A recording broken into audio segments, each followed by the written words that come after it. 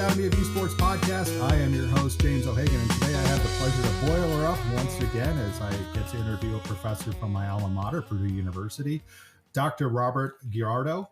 Now, Dr. Gallardo is a professor at the university, but focuses specifically you're the director of the Purdue Regional Center for Development and also the community around the state of Indiana. Is that correct? Yes.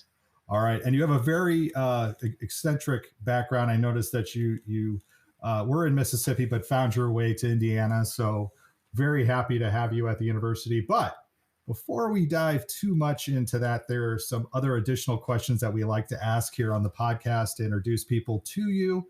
First question up, what is a game, doesn't have to be a video game, that stands out to you as having been important to you at some point in your life? And why was that experience meaningful? Thanks, James, for having me today here. I'm excited. What game? Microsoft Flight Simulator is one that I've enjoyed tremendously. I think it has helped me, obviously, to learn new skills, right? I'm not a pilot, so chatting with the community, I think, around Microsoft Flight Simulator users, I think is one of the best things that game had to offer. And I know there's communities around games that I think are very powerful. But yeah, that's the one that I've used. I was obsessed with that game when I was a teenager back in the day. I'm not going to say the year, but you know what year, roughly mid 90s, mid to late 90s. And the newest version just came out about 2 years ago or so. And so I was there playing it. And so that's the game that I really liked. And I think it has taught me many, many things. Do you have the full setup with the yoke and the throttles and everything, or you're just like like me? I've just got the controller or keyboard, and I try to fly best that I can. That's exactly my case. Yeah. But as you're alluding to, I mean, you could take this a lot more seriously. You could, again, go into the full depth of what it means to at least simulate flight, especially in certain conditions. What I love about it is flying to those areas that you don't normally get to fly. Like, as I'm sure from your work, there's a lot of areas in Indiana where probably people have not flown over. Yeah. Yeah, so. That's correct. And now that you mentioned that, I remember back in the 90s, I was flying out from O'Hare. That was a default airport. Mm-hmm. And the first time I arrived at O'Hare, it brought back that memory. I'm like, oh, wow, I've seen this in the simulator, and now I'm actually here. So, yeah, totally agree with you.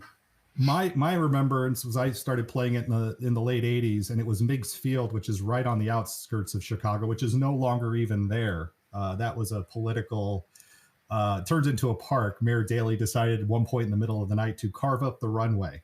And so, yep, that airport is no longer in existence. Okay, good to know. Good to know.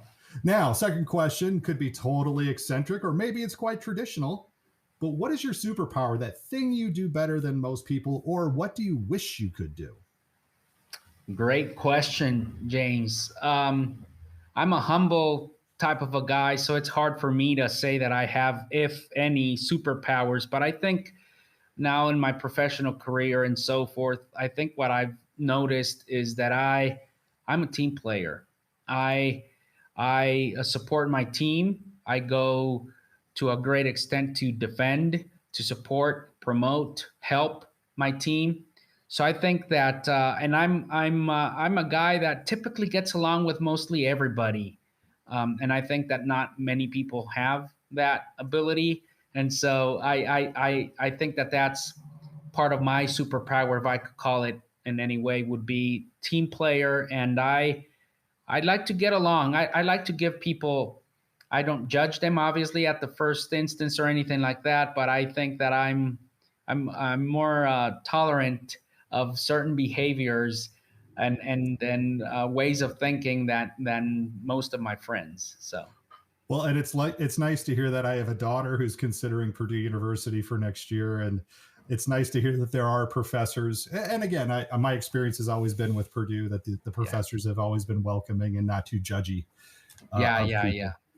That's very important for sure. Right. All right, third big question. Name that one song whenever it hits your speakers, you're going to sing along to it, Summer whether of it's good or 69. bad. What's that? Summer of 69. Bryan Adams. Okay. All right. That is one that evokes quite a bit of memories for me, but for Oh, you? really? Yeah. Oh yeah. But for you as well? Yeah. Yeah. I like that song. I was in middle school or high school, and I just love the lyrics. I was fortunate enough to see him live, and it's just a song that has stuck with me for whatever reason. And every time I hear it, I just sing along wherever I am. If I'm with my teenage daughters, it doesn't go really well, but it is what it is. With mine either. Nope, mine can't either. Now, getting into sort of the meat of our conversation here, we'll lead in with what's the one thing on your field that surprises people when they first hear about it? Now, again, you are the director of the Purdue Center for the Regional Development. They may say, what the heck is even that? Like, what's a college professor doing as a director for this regional development? So I guess, what is the surprise when you start to tell people about the work that you do? Well, it depends on the audience, but typically they have a hard time visualizing what regional is. It varies a lot by region. Turfism is a big issue. So that's the first thing is why would anybody want to do anything regional? That's the first kind of question I get. And then when you get into the more details of whatever project it is we're doing, I think that the question then or the surprise then is like, oh, I did not know that. And as a professor, that's good to hear, right? That you're educating, that you're working with folks, you're increasing awareness. And so I think that that's always a very good day for any professor when you accomplish that. What I've learned, James, however, is you have got to be mindful of who you're working with and not come across too hard as I am the university professor coming to lecture you. That is a non-stopper, and it's not, no, that does not fly. Mm-hmm. And I know from my experience at the university and knowing friends and people around the state, Indiana is a very unique state in a lot of ways, especially considering your work. I know you're doing a lot of work with the Indiana Office of Community and Rural Affairs, specifically around broadband expansion, which again, as you alluded to, sometimes you go into these communities and they have very strict boundaries, guidelines, walls up about how they would like to see things roll out in their area. But you do a lot of work around the idea of digital inclusion, right? Which Correct. I think COVID has shown just how far we have to go. Is that when it comes to broadband accessibility, not just in rural, in poor and urban areas, but even particularly in a lot of our rural areas as well too. No, definitely. The digital divide is a rural and urban issue, like you pointed out. That's for sure. Um, Before COVID, people had a hard time visualizing or understanding why it was an issue. Uh, the internet came up with kind of entertainment type of situation. It was not seen as a quality of life issue. But then COVID hits, and as I've mentioned to several of my colleagues, I think the awareness on the issue just got sped up by 5 to 10 years minimum because of COVID. And so that's always important to keep in mind is that people have their unique background, their unique area where they are, and you have, going back to the superpower thing, you have to listen, you have to understand the audience to better convey whatever it is you want to convey. I know that many times we come in with preconceived notions of what the message should be, but you quickly learn that you may have to tweak it because it's not being well received, or not. It's not that it's not well received, it's just not resonating. Well, and as we started to see too, thinking about again the lack of accessibility in some of these rural areas, how big of an issue are we talking about here? I mean, just your focus is more on the state of Indiana itself, and again, there's a whole lot of farmland in Indiana. You get outside of Indianapolis, you get outside of Hamilton County, the Maryville, the region as we call it in Northwest Indiana, Fort Wayne. There's a lot of farm and areas where, people even kind of joke about it, but it's turn off the paved road. How big of an issue right now are we seeing, especially at the state of Indiana level? Let's take that as an example that a lot of other states are probably facing. What are we looking at here as far as need for dollars, perhaps, or infrastructure need, or is it a change of mindset when it comes to accessibility? So the change of mindset, COVID has helped in that big time. Like I said, before COVID, it was harder to explain why they needed to address this situation. Now, because of COVID, I think it's clear. It is a big issue. The problem is, James, there's several layers to it. So it's not a clear-cut binary yes/no situation. Many areas do have access to internet, but it's either obsolete technologies or does not fulfill their needs, or it's too expensive. So we are now beyond the yes/no binary. Do you have internet? To doesn't meet my needs type of question. And that one raises a lot of totally different layers of issues that go into that. So how big the problem is depends which layer you're looking at, right? If it's a binary yes/no, then yes, there are areas that are lacking broadband infrastructure. If it's more of the does it fulfill my needs, then there's a different answer to that. And I think it's bigger, it's larger, it's a bigger issue when you add the does it fulfill my needs layer. And then the affordability issue is another layer that you have to throw on top that also changes the optics of this. And you realize that it is an issue in rural and urban, affordability specifically, and even outdated technology, James. I'm sure you've read about redlining and other issues that have popped up and that affect mostly urban areas. So it is a kind of a multi-layer issue that touches everything. And so now there's many people, organizations working to address this situation. Now, from my own experience working in a rural school district and just moving to the countryside, I lived for a year in Forreston, Illinois. Don't go looking for it on a map. You'll miss it. It's one of those areas southwest of Rockford, about 45 minutes, very rural area. And again, I'm the tech director. I had moved out to the school district to be the technology director. And so what's my first call? I got to get internet access out to the house. Call the local cable company, and they said, well, you're about 4 miles from the nearest endpoint. And I said, oh, so you guys are going to run a cable out here? They're like, no, that's not happening.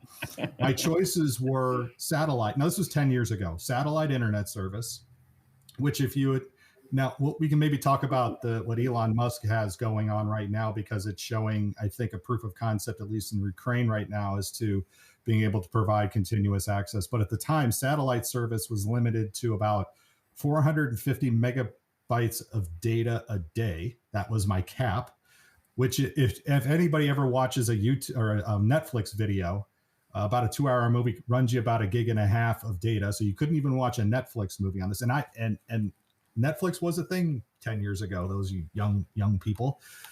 But the other part of it too was the only other option I had was a point-to-point connection, which sounds great because it gets you internet service. But if you're trying to play video games, if you're trying to do some video chat even, the distance between these connections, the high ping times as they're called, sometimes keep people from being able to participate in real-time ways.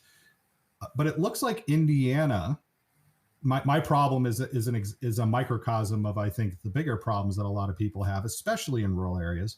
And that includes school districts as well, because sometimes internet service providers can only give you like a T1 line or a T3 line or something of that nature. But it looks like what I've read about you in the state of Indiana is taking a little bit different approach to how to connect the parts of the state. In particular, there's the Indiana Connectivity Program, which it says is awarding funding to providers, but in a distinct and innovative way. What makes this so innovative, this program?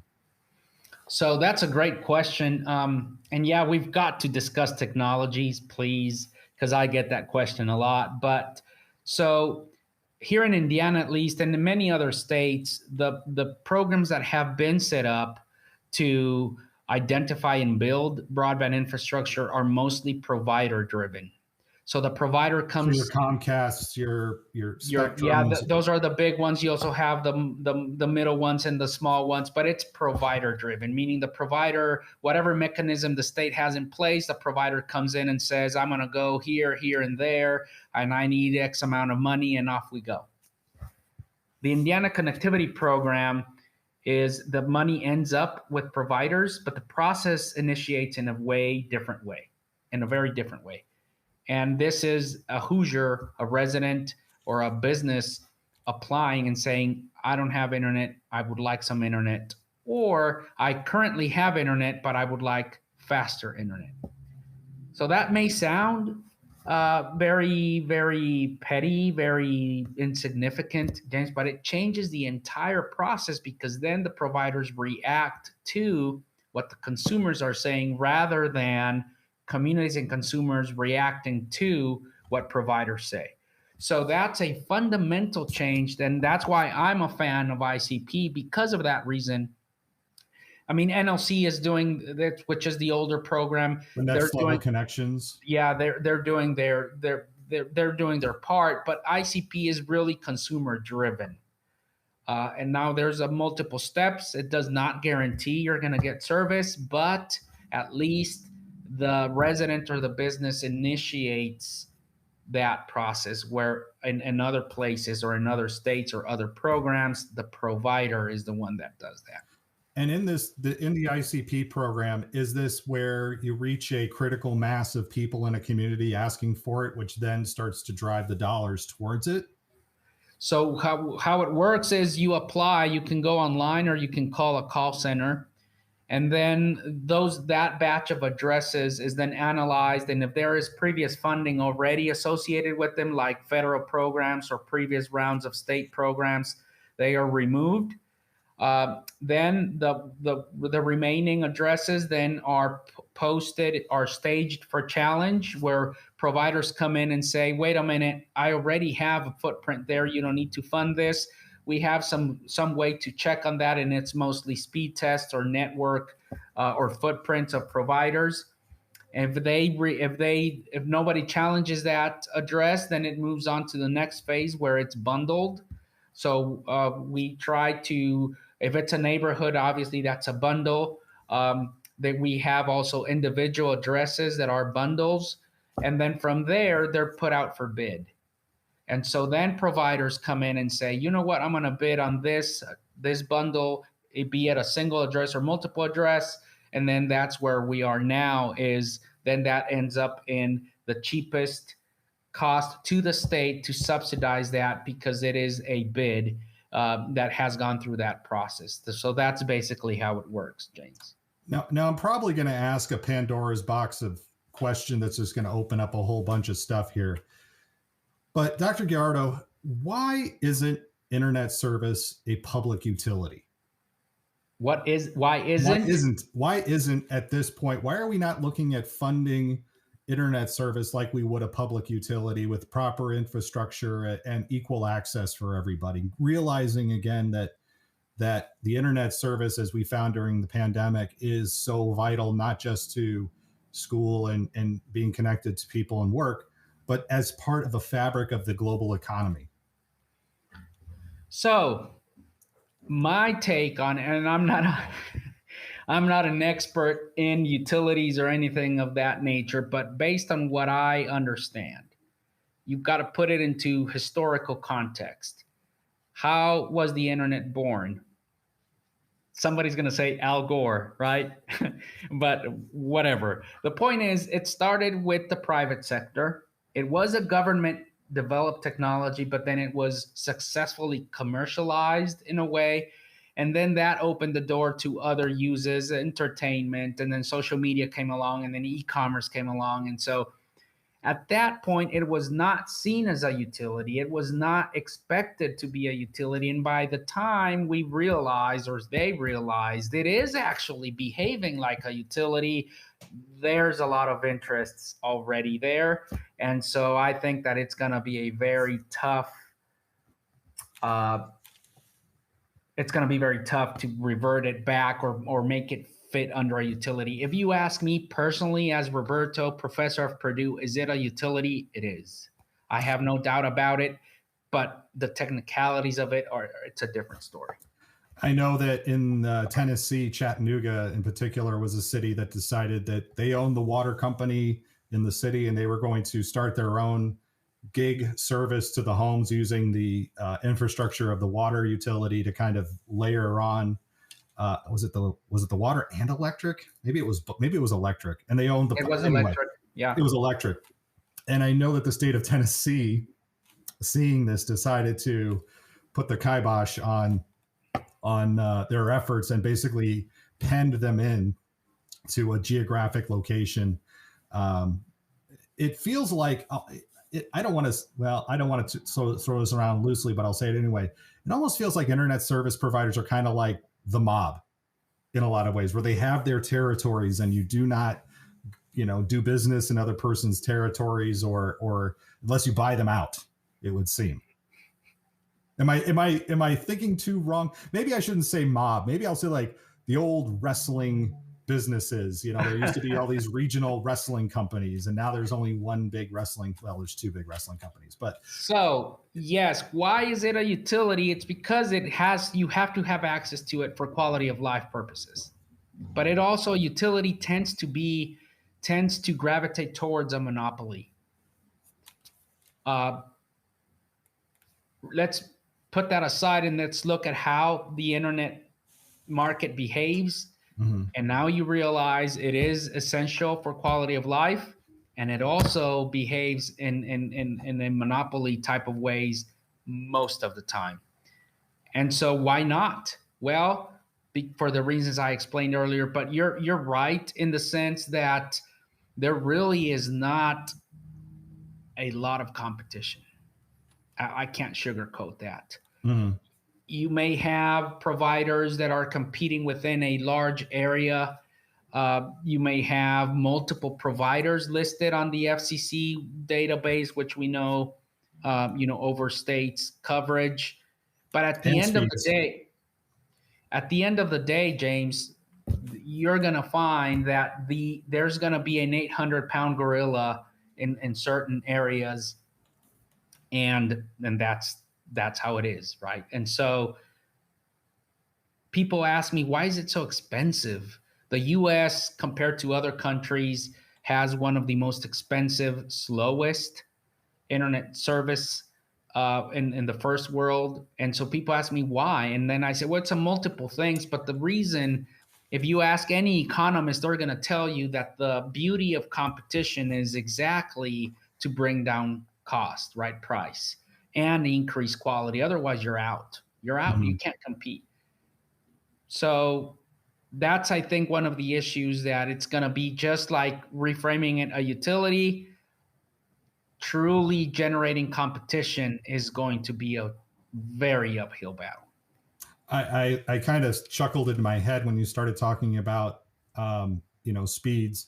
I was in the west of Ireland over Christmas, and I was able to get over a gig speed on my cell phone in the west of Ireland, on my cell phone, not on an internet plan or anything, just using my cell phone, ran a speed test. I got a gig speed on a 5G network in an area that is much smaller than, if you go west or east from where you are in West Lafayette.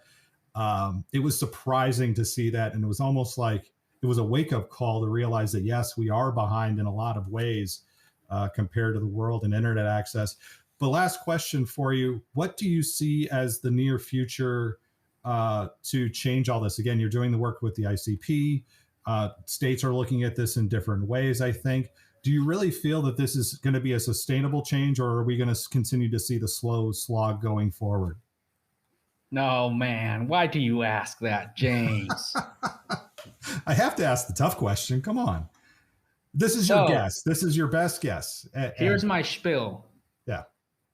There are roughly $300 to $350 billion earmarked for broadband in some form or fashion, starting from 2 years ago with CARES and COVID.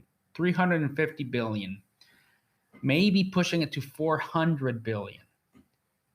Deloitte did a study a while back that found that for us to push fiber as far as we can push it and then use wireless and do whatever would cost between 150 and 170 billion dollars.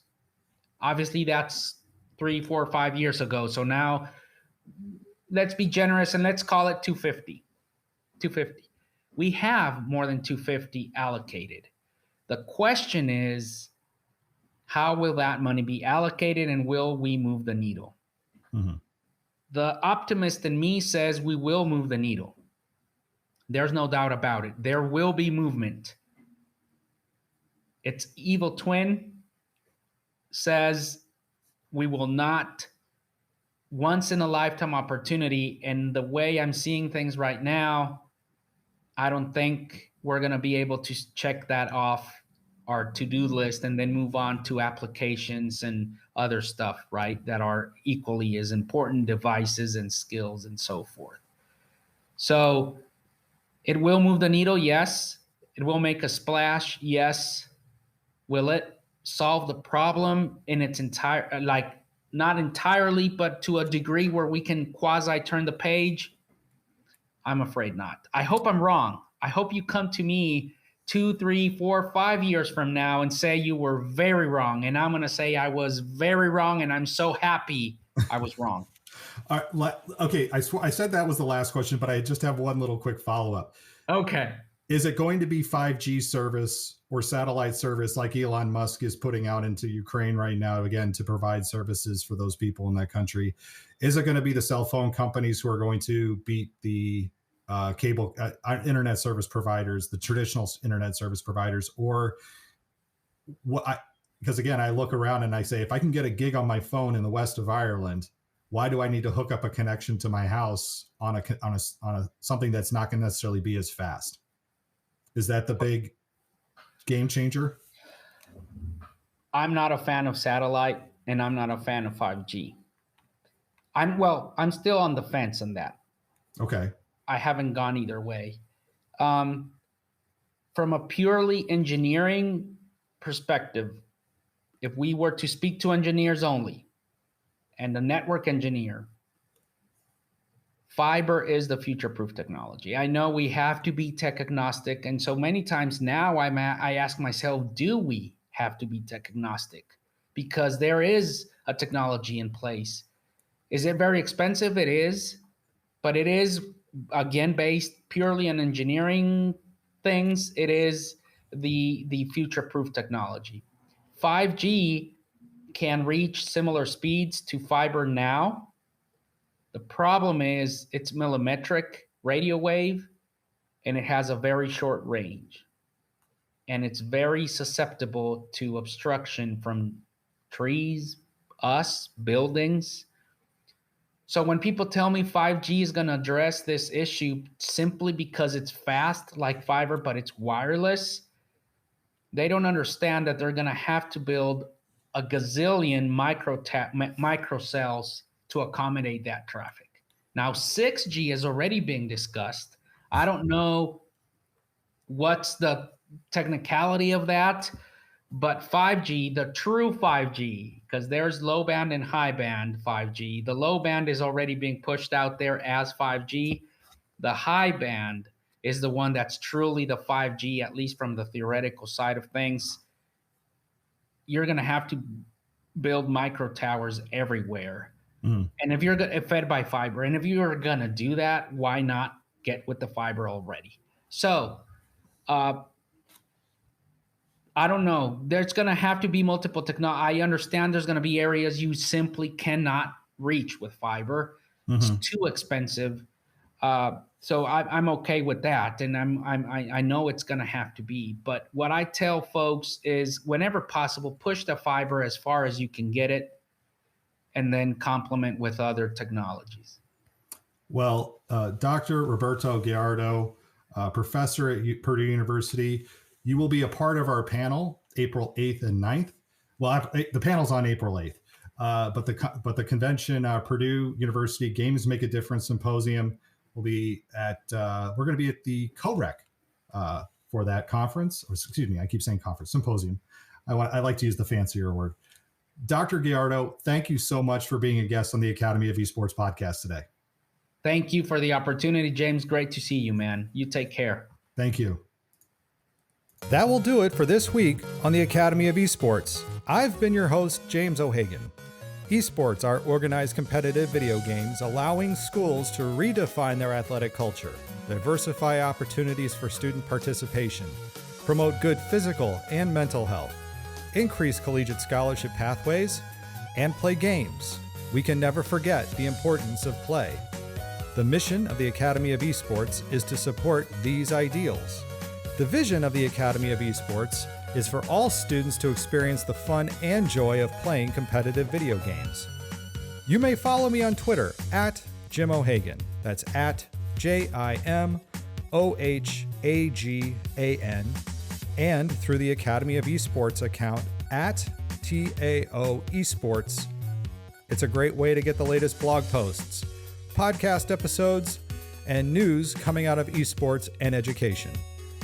And remember, you can continue your engagement by going to www.taoesports.com. You can also connect through Facebook at www.facebook.com/TAOesports. Thanks again for listening, and I look forward to our time again next week.